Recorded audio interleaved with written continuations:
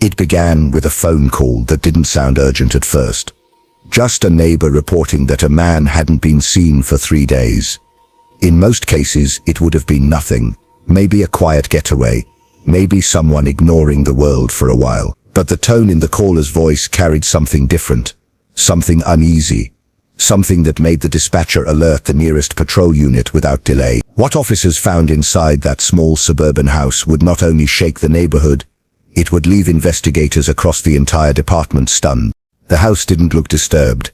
No broken glass. No forced doors. No overturned furniture visible from the outside. Everything looked painfully ordinary. But the moment the officers stepped in, they felt an atmosphere that didn't make sense. The kitchen light was on, but the bulb flickered, as if someone had touched it recently. A mug sat on the dining table, still half full of cold coffee. The chair beneath it was slightly pushed back, almost as if someone had left in a hurry or had been interrupted. The air was cold inside, colder than usual for a home in early winter. The heating system was off. That was the first sign that something wasn't right. The second sign was the faint smell, not exactly rot, but something metallic, subtle, and out of place. Officers followed the scent quietly down a narrow hallway, where family photos hung neatly along the wall. A man smiling on a fishing trip, a woman holding a birthday cake, a dog running in a backyard. The kind of photos that said, this was a normal, happy life. Nothing about these pictures hinted at the horror waiting a few steps ahead. Inside the bedroom, the silence felt thick, so quiet it almost pressed against the chest. The blinds were half closed, letting in a thin line of daylight that lay across the bed like a blade, and on the floor beside the bed lay the homeowner, Richard Hall, positioned in a way that did not look natural. His hands rested close to his chest, but not touching it. His legs were bent at odd angles. His head faced the doorway, as if he had seen something, as if something had been standing exactly where the officers now stood. There was no blood around his body, no wound on his head, no bruising on his arms as far as they could see. He looked peaceful, too peaceful, almost placed, and that disturbed the officers far more than any violent struggle would have. One of them knelt beside the body, noticing a faint discoloration around the lips, a stiffness in the jaw, and something else. 2 tiny puncture marks marked the side of the neck, not deep, not bleeding, just barely visible. The officer stood quickly and called it in.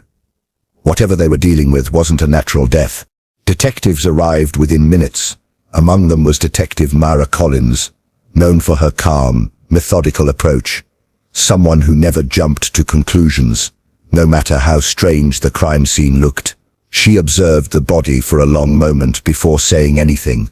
Then she did something that surprised the younger officers. She stepped back and studied the entire room slowly, her eyes scanning the carpet, the corners, the window lock, the dust on the dresser, the angle of the bedside lamp. Her expression shifted almost imperceptibly. This wasn't an intruder, she said quietly. This was someone he knew. Her reasoning became clear as she pointed out one detail after another. There was no forced entry anywhere. The back door was locked from the inside. The dog bowls were filled, but the dog itself was missing. A light lavender scent perfume, not air freshener, hung faintly in the air, and it didn't match anything in the house. And there, on the windowsill, was something small but unmistakable. A single strand of long, dark hair. Richard lived alone. Whoever had been here had been inside long enough to be comfortable, long enough to adjust the blinds, long enough to position the body in a way that looked intentional. That realization unsettled even the most seasoned investigators. The medical examiner arrived shortly after and examined the marks on Richard's neck. They were not from a weapon, not from an animal. They looked disturbingly precise, almost like medical punctures. But there was no syringe found anywhere in the house. No traces of drugs, no fingerprints on any smooth surface, no sign of a struggle. It was as if a ghost had entered the house, killed a man gently, silently, and vanished without leaving a single trace of their presence, except the faint smell of perfume and that carefully placed body. Detective Collins instructed officers to canvass the neighborhood. That's when the first truly chilling piece of information surfaced. A neighbor had seen a woman leaving Richard's house 2 nights earlier. Around 2 a.m., she wasn't running. She wasn't hiding. She stepped out calmly, locked the door behind her, and walked down the driveway with the confidence of someone who had every right to be there. No panic, no hurry, just cold composure. The neighbor didn't think much of it at the time. People have visitors, people have late-night arguments or conversations. But what she remembered most was the woman turning her head slightly as if sensing she was being watched, and smiling. A slow, unsettling smile. The neighbor assumed she was just being polite. Now that detail chilled her to the bone. Detective Collins requested the doorbell camera footage from across the street. The homeowner agreed, but when they pulled up the recording, they discovered something that made the room fall silent. The footage between 1:00 a.m. and 3:30 a.m. was missing, completely wiped. Not corrupted, not glitched. Deleted manually. Someone had accessed the camera system remotely and erased the exact hours when the woman would have been seen leaving the house. This was no random crime. This was preparation. This was control. And chillingly, this was someone who knew exactly what they were doing. Before the day ended, officers made another horrifying discovery in the attic. Footprints, tiny, dusty footprints leading from one end to the other. A sleeping bag rolled neatly in the corner. An empty water bottle. Someone had been living above Richard's head, silently, for days, maybe weeks. Someone had watched him sleep. Someone had listened to him move through the house. Someone had climbed down in the night. The investigators had seen many terrible things, but this was different. This was intimate, calculated, patient, the kind of crime that left even hardened detectives uneasy. And deep down, they knew one thing. This wasn't the killer's first time. The attic discovery changed everything. Investigators no longer believed this was a simple murder. Whoever had done this wasn't just looking to kill Richard. This person had been studying him, learning his habits, moving quietly above him, while he lived his routine life, unaware that death was only a few wooden steps above his ceiling. As crime scene techs analyzed the attic setup, Detective Collins's instincts sharpened. She realized something horrifying. This wasn't a spontaneous attack. This was a ritual, a pattern, a signature. Downstairs, she scanned Richard's personal belongings for anything that could explain why someone would target an ordinary friendly man with no enemies. His phone didn't show threats or suspicious messages. His emails were clean. His receipts showed the same routine: groceries, work lunches, gas station stops. Yet there was something off. Something tiny. Richard had made several deliveries to the same address over the past 2 months. Not for work, not for friends, just dropped packages, mostly small boxes, at a location outside town, and he never told anyone about it. Curiosity turned into concern when Collins traced the address. It led to a rundown, secluded property, an old cabin surrounded by dead trees and silence. She sent a team to check it out. No one expected anything major, but what the team found inside would change the case completely. The cabin was empty, but it smelled faintly of the same lavender scent from Richard's house. And on a dusty table near the center of the room was a collection of photographs. Not random photos, pictures of Richard, some taken from outside his home, some taken through windows. The most disturbing ones showed him sleeping, unaware that somewhere, somehow, someone was watching him closely, almost lovingly. In one photo, a figure's shadow was visible in the corner of the frame, a woman with long, dark hair. But the photos weren't the worst part. Pinned on the wall of the cabin was a piece of notebook paper. On it, in neat handwriting, was a message that chilled every investigator who saw it.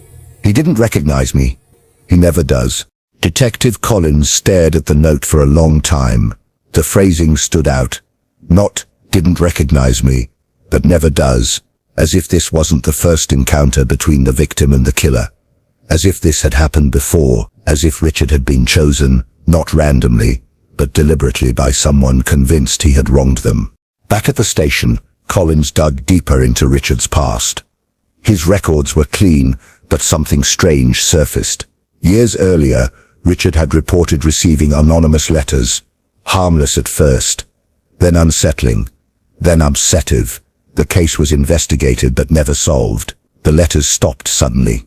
Richard told a friend at the time that he felt like someone was following him, watching him in public places, whispering his name when no one was there, but because nothing ever happened, he pushed the feelings aside and moved on. The stalker, however, clearly hadn't. The most disturbing detail emerged from the medical examiner's office. The puncture marks on Richard's neck weren't random. They were precise injections, used to administer a paralytic drug. A drug that left him unable to scream, unable to move, but fully awake, fully aware, meaning when the killer positioned his body on the floor, Richard might have still been alive, forced to watch a familiar face lean over him before slipping away into the night. That realization shook even the toughest minds on the case. The investigators decided to re-examine the attic space more cautiously. That's when they found something they had missed before. Scratched into the wooden beam above the sleeping bag were marks. Dozens of small, thin scratches forming letters. At first they seemed random, but after cleaning away the dust, the message became clear. I waited for him to remember me. The writing looked frantic, almost angry, as if carved during long nights of obsession and resentment. Whoever lived in that attic had been consumed with the idea that Richard had forgotten something crucial, something that justified everything they were about to do. But what? The breakthrough finally came from an unexpected source. A retired nurse who recognized the name Richard Hall when the case hit the news. She contacted the police and revealed a story buried in the past. Years ago, Richard had been involved in a car accident that killed a young woman. The crash was ruled an accident. Richard wasn't under the influence, and witnesses confirmed the woman stepped into the road suddenly, but the nurse remembered something else. Something Richard confided while recovering from his own injuries. He said the woman stepped in front of his car intentionally, as if she wanted to be hit. The woman's name? Elena Ward. And Elena had a younger sister. A sister who had disappeared a few years after the accident. A sister with long dark hair. A sister named Marissa. Detective Collins finally had a name for the ghost-like figure moving through Richard's life. Marissa Ward. A woman who had quietly dropped off the map, changed addresses frequently, and worked off the grid. A woman who, according to old psychiatric records, struggled with obsessive attachment, fixation, and dissociation. Someone who saw people not as they were but as versions of them inside her mind. Someone who believed Richard should have remembered her, even if he had never truly known her at all. When they pulled up security footage from a gas station near the cabin, they finally saw her.